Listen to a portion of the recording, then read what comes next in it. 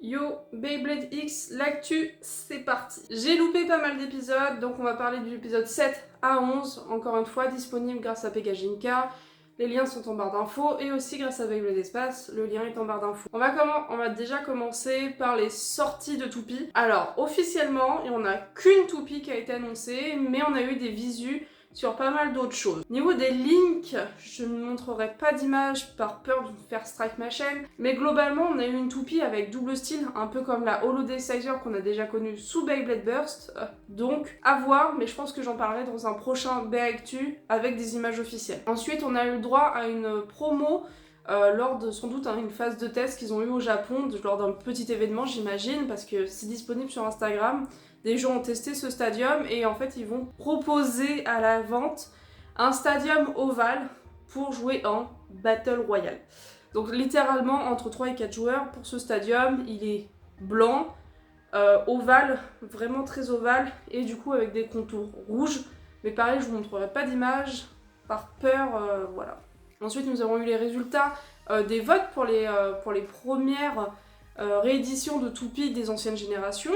Du coup, pour Bakuten Shoot, nous avons eu une toupie jaune avec assez grande, assez large. Ensuite, pour la Metal Fight, nous aurons une réédition de Lightning et le Drago. Et pour Burst, nous aurons une réédition de Excalibur. Donc je ne sais plus exactement le nom de cette Excalibur, mais du coup c'est cette Excalibur qui a été choisie. Et de manière officielle, du coup, cette fois qui a été publiée dans le Korokoro de cette semaine, nous avons du coup une toupie, donc la toupie L-Chain, qui sort en version Team Persona, qui personnellement me convient pas, enfin c'est pas une toupie que je compte acheter.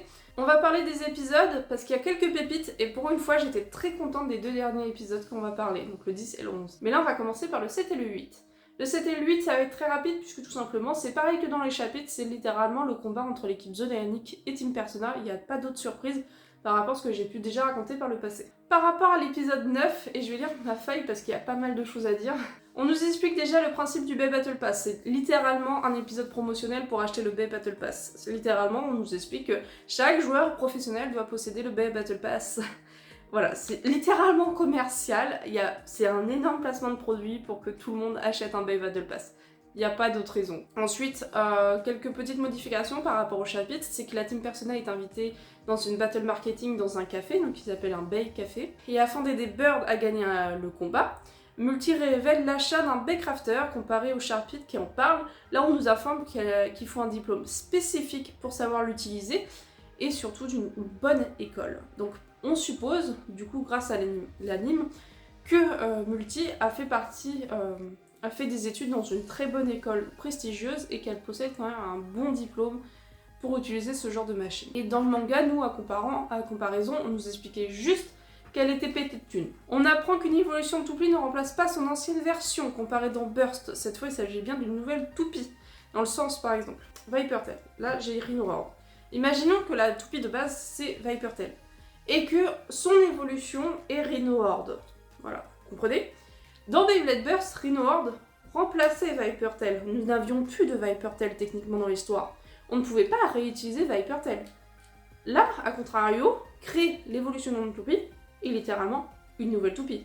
Donc l'ancienne est toujours existante, on peut toujours l'utiliser, et Multi nous le montre dans cet épisode. Du coup, dans le café, Multi joue Hellsight et Bird joue L-Chain, du coup l'évolution de Hellsight. Encore, du coup, on nous montre bien que Hellsight n'a pas disparu, elle est toujours là, elle n'a pas été remplacée. Alors malgré tout, Bird perd le combat mais impressionne les clients. Un client lui demande pour la première fois un autographe. Multi dit en cachette qu'il évolue vite car il a su résister à sa toupie Hellsight, du coup avec L-Chain, alors que c'était littéralement la première fois qu'il y touchait. Ensuite, pour l'épisode 10. La Team Persona doit affronter la Team Phalanx. On découvre les sponsors des Phalanx, il s'agit d'un restaurant de ramen qui a pour habitude de pousser les joueurs au burn-out. Les sponsors les menacent de se retirer s'ils font pas assez de publicité pour le restaurant. Donc littéralement cet épisode, je l'ai kiffé pour une bonne raison, c'est qu'il montre vraiment les sacrifices à faire en tant que joueur professionnel. Là on a quitté le monde des enfants en mode c'est bisounours, on est trop fort, blablabla, comme Valt, Chou, etc. Là, on est littéralement dans un énorme sacrifice à faire, c'est-à-dire que si vous perdez, vous êtes rétrogradé. Il faut juste être sans pitié. Plus vous serez sans pitié, plus vous allez monter dans la X-Tower. Et en fait, vous devez faire des sacrifices. découvre l'évolution de Dranraiger, créée aussi par Multi grâce au Baycrafter. Du coup, c'est l'évolution de Dransword. Et bien entendu, la Team Persona gagne, c'est pas de surprise. Et encore une fois, cet épisode s'appuie sur une atmosphère assez pesante pour montrer que les sponsors ne sont pas forcément gentils et bienveillants. Cela montre les sacrifices à faire pour devenir joueur professionnel. Et là, on va parler de l'épisode 11 qui, à mes yeux, a été le plus touchant. Vraiment. Genre, jusqu'à maintenant, c'est sans doute mon épisode préféré. Pourtant, il n'a rien de particulier, mais je trouve son atmosphère assez intense. Du coup, l'épisode 11, c'est pareil que le chapitre 6. A contrario, Bird va juste s'entraîner dans un camping et va pas s'entraîner avec la Team Persona, du coup dans le restaurant de sushi. Là, à contrario, il va littéralement aller camper sous les conseils de Maiden, qui va du coup lui faire un planning d'activités de musculation pour s'améliorer, et parce qu'en fait, il n'arrête pas de perdre le test de Kadovar, comme on a pu voir dans le chapitre 6. Et Kuzu en cachette va le rejoindre, et en fait, il y a une énorme phrase de leçon de morale que j'ai pas notée, mais qui est magnifique. En gros, Ekuzu lui dit, bah, si tu prends pas de plaisir à jouer, on arrête, il n'y a pas d'obligation à jouer. Il existe d'autres jeux, et il lui propose un jeu de sumo.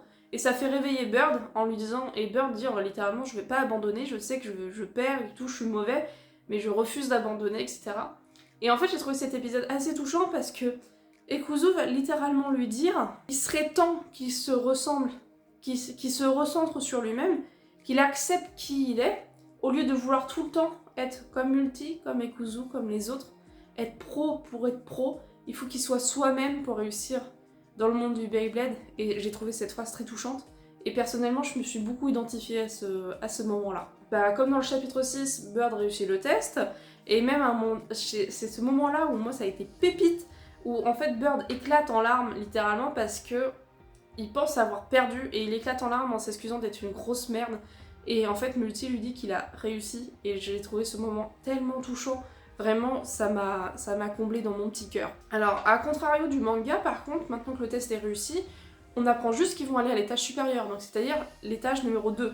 A contrario, dans le manga, ils atterrissent direct dans l'étage 50.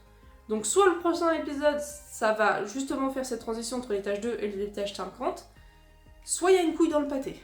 Maintenant, on va parler de ma chose préférée, le manga. Du coup, dans le manga, on apprend que la Team Persona doit affronter la Team Yggdrasil au 50e étage, composée d'une toupie pharaon, d'une toupie licorne et celle du phénix. On en parle ou pas? Genre, à partir de quel moment tu appelles ta team Yggdrasil, donc Yggdrasil, mythologie nordique, pour qu'il y ait un pharaon, une licorne, bon à la limite la licorne, j'accepte, et un putain de phénix. Du coup, leur sponsor est une grosse entreprise pharmaceutique qui s'appelle Yggdrasil. On apprend aussi qu'ils dépensent beaucoup d'argent dans la construction de toupies. Donc, encore une fois, ils sont blindés.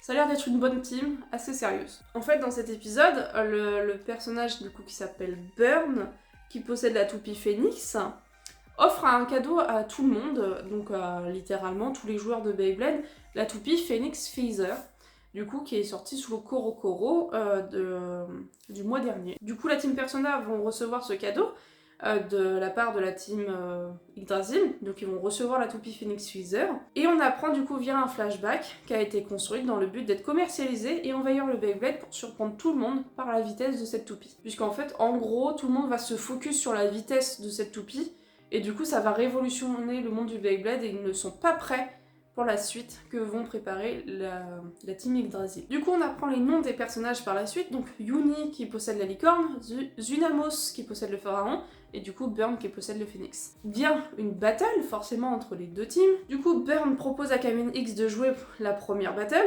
mais si quelqu'un perd, l'équipe entière perd avec lui. C'est-à-dire que si Kamen X perd, la team Persona a perdu. Kamen X accepte, mais dit que s'il gagne la première battle, donc si Kamen X gagne, il veut continuer le match normalement, donc c'est-à-dire que la team Yggdrasil ne perdra pas, et bien entendu, en faisant ça, il offre un gros avantage à l'équipe adverse. Du coup, après, on nous montre la toupie Phoenix Wing, du coup qu'on a déjà vu dans un starter, et qui est censée être très lourde et surtout très rapide. Ce qui est un peu contraire, puisque souvent on dit plus tu es légère, plus tu es rapide. Le match continue jusqu'à que Kamen X essaye du coup son fameux X-Dash, mais Phoenix l'arrête et l'attaque à son tour, et on nous laisse sur une défaite. Donc pour mieux vous faire comprendre, pour la première fois, Kamen X peut littéralement perdre un combat suite à la défaite de son X-Dash. Parce que Phoenix, avec Burn, semble vraiment être bien plus compétent que Kamen X. Ça va être intéressant pour la suite, le prochain chapitre, du coup, dans un mois, semble être prometteur, beaucoup de gens pensent déjà que K-Manix va perdre, d'autres pensent que K-Manix vont gagner. Moi je fais partie de cette team où je pense plutôt qu'il va gagner. Mais c'est hyper intéressant de voir ce qui va se passer par la suite. Donc franchement j'ai hâte. Et voilà pour l'histoire. Sur ce, tchuss!